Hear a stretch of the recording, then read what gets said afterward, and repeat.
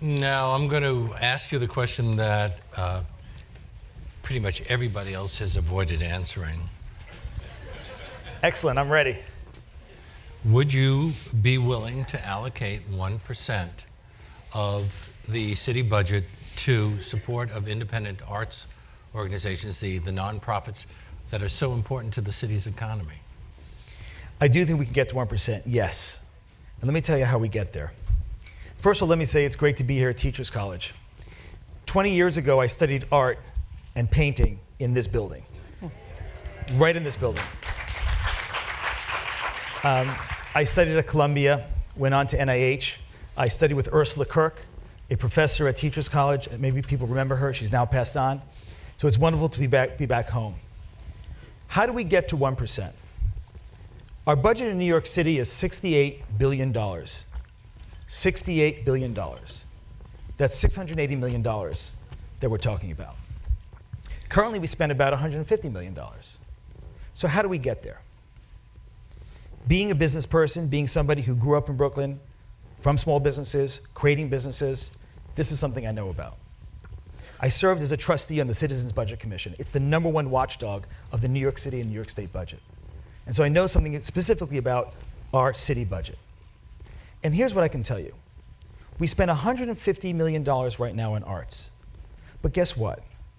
Arts is economic development. When you look at the revival of neighborhoods, that's about arts. When you invest in art, in neighborhood after neighborhood, in Brooklyn, in Queens, in other parts of the city, you revive neighborhoods. You attract tourists. You invest in kids and teachers. This brings up our economy. So when I look and say, how do we get to the $680 million number? I say, yes, we can do that. First, in the city budget itself, we can get to $300 million.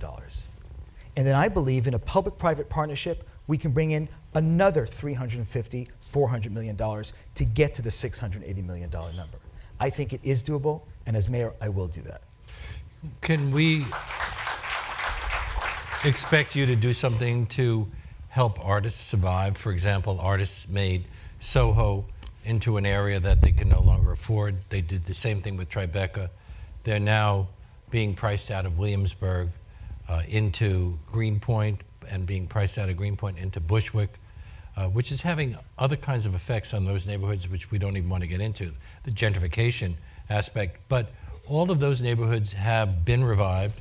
They are doing wonderful business, and yet we are treating the artists who are so responsible for it as though they are really just an afterthought. Sure. When you look at New York City, it's not all uniform right now. You look at economic development, as you pointed out, there's areas of great economic development. There's other areas that have been left behind. I was born in Brookdale Hospital in Brownsville, Brooklyn. Go back there right now. It's still a depressed area right now. It was years ago when I was born there, a few years ago, and it's still now. Well, so bring some artists in there and the whole thing will change.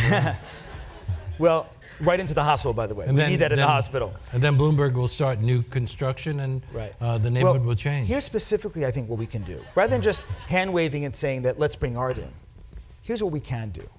Look at the revival right now in Flatiron, in downtown New York, in downtown Brooklyn, with some of the shared office spaces that tech companies, for example, are taking over. Tech companies want to collaborate together. They want to be together. They're sharing these office spaces, and it's one of the hottest trends right now driving New York City. Well, guess what? Many artists want to do the same. But we haven't provided them those kind of spaces. When you look, if people have been here to the new, renewed Museum of Arts and Design, MAD, on Columbus Circle, right? You may remember the old design with no windows whatsoever. Now, of course, it's been redesigned. On the 6th and 7th floor, what do you find there? Has anyone been there? 6th and 7th floor. What do you find? Studios, exactly. And so having artists working together in studios, they love that. They want that. They want to open their studios and have people come and visit them. Well, we can do that same thing in all 5 boroughs. We can take it to Brownsville, to the parts of Brooklyn where I grew up. I grew up on Ocean Parkway and Kings Highway, near Coney Island. You don't find huge artist communities there right now. Let's make it easy by creating these shared collaboration workspaces. It's worked in other sectors, not just in tech, but in design and other places as well. We are the arts capital of the world. The art capital of the world. We need to invest in that. This is what is driving our economy. We need to invest in making this happen, but again, not just in a few parts of the city, but in all 5 boroughs. How does a city like Chicago, which is stressed economically, do so well in creating public art, for example? Well, it's a question of priorities. It's a question of priorities. And let me tell you that it starts at the young age. I was really lucky. At the age of 7 years old, I found out something called Suzuki. Anyone here have a Suzuki kid or learn Suzuki as a child, music? It was a great way to learn music, a fantastic way to learn music. And so when I was, I benefited the fact that my school was offering Suzuki, but the fact is too many schools don't have that. A third of our schools don't have art teachers. More than half of our schools don't have music teachers. Something is wrong. Something is wrong. And the question now is, how can we actually find that? So again, you look at cities like Chicago, other cities, they're investing in these kinds of projects because they know that it is a priority that not only create creativity for the kids, nourish the creativity for the kids, but benefit the city as a whole. Well, Kurt, he stole your statistics. Sorry. He's read the same briefing papers I have, I guess. But I am interested in given that, and I don't want to unfairly cast you as something, but to some degree, I think you're being cast as a Bloombergian, socially liberal. With Suzuki training. Okay, there you go. With Suzuki For all I know, training. he can play the violin. Now, we're concerned about politicians fiddling around, so just watch it. Good. But while and he is clearly in many ways a great arts philanthropist, somebody who cares about arts. But interestingly and oddly and somewhat disturbingly, in his last 2 terms, really, the funding for arts education has been at best holding steady and in some ways shockingly diminished. The budget for here's a number. The budget for all art supplies, musical instruments, everything has been cut to about $2 per kid per year. Yep. Down from $65 where it used to be just about 10 years ago. So you've committed to Leonard's proposal to doubling essentially the public monies. I think I'm the first right now in this audience for supporting a nonprofit cultural organization. What do you do? What and how do you make sure there's a steady stream of financial support for arts education? Because it's always, and we've seen it in the last 10 years, the easiest to cut. Yeah. Well, it's the easiest to cut if you have the wrong priorities. It's the easiest to cut if that's not your priority. We did have $65 a student just 10 years ago. We are down to $2 a student. The question now is, what do we do about that? Do you just wave your hand and say, oh, I'm going to restore $65 million? Where's it going to come from? Let's take a step back a second. We are now teaching our kids right now in K through 12 in a system, in a program that goes back to the 18th century, maybe the 17th century.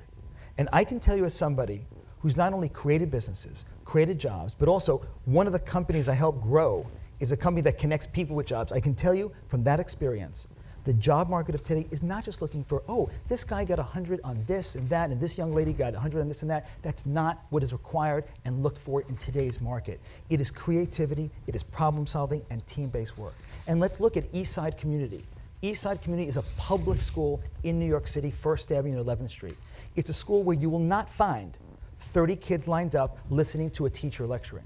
What you will find are kids working in small teams, working on portfolios of projects, and then 3-4 adults like ourselves come in every 3 months and listen to the kids and give them constructive feedback from the 6th grade on to 12th grade. Can you imagine how these kids are now so prepared for they're job ready, they're college ready, they're life ready?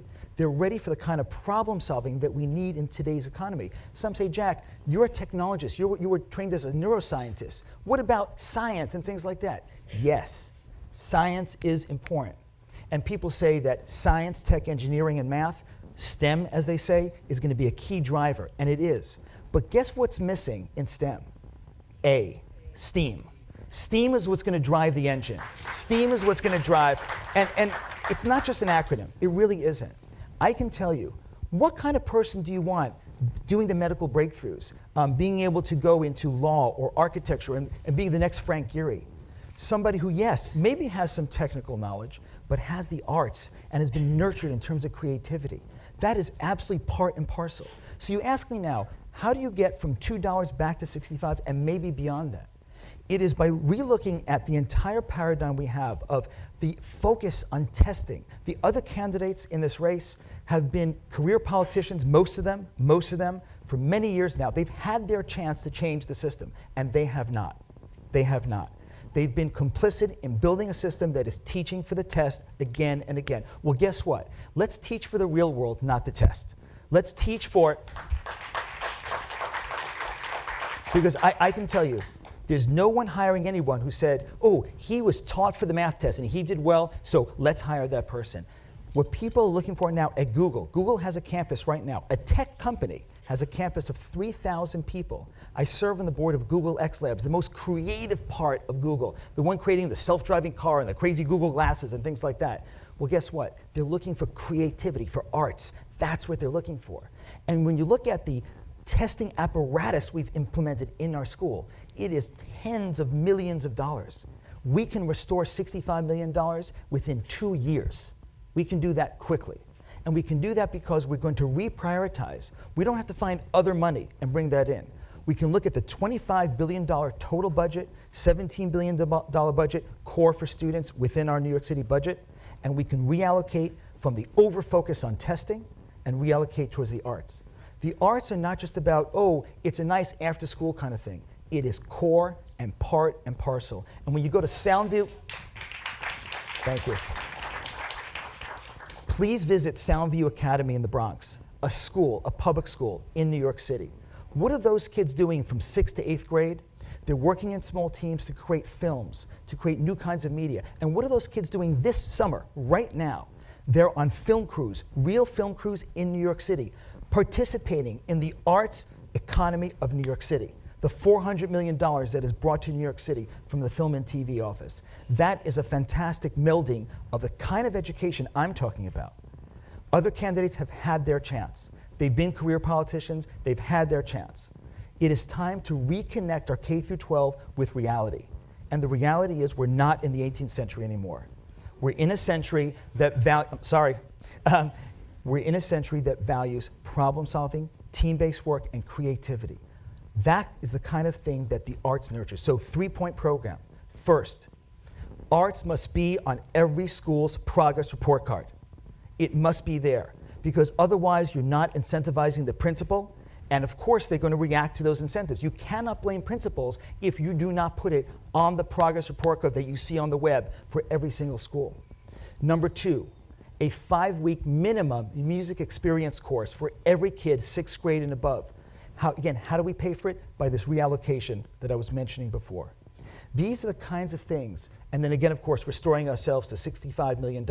That will pay for art teachers in every school, and it will also pay for art partnerships. Out of 1,700 schools in our system today, 300 do not have a partnership today with a museum or cultural institution. We must address that. If you ask any adult, what are the experiences you remember from K through 12? They'll remember generally 2 things. I dissected a guinea pig or frog, and I went on an outing. I remember, for example, as a kid, we were lucky enough to go behind the scenes at the Met Opera.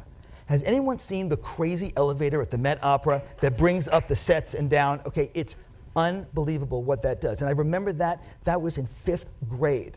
And I clearly remember that because of the impression it made in that experiential learning. That's the kind of paradigm that connects with the kind of people I've trained, I've hired, and the kind of companies I've built. But also as somebody who comes from a family that highly values the arts, it was clear to me from an early stage that having the arts as part of our economy drives our economy. It is not a distraction. It is not just a public piece of sculpture out there. It is what drives New York City. We are the creative capital of the world, and to do so, and to continue to do so, we must invest in that. Well, you haven't been a lifelong politician, but you're very good at it so far, Jack Hidary. Thank you very much. Thanks. Thank you very much. Thank you.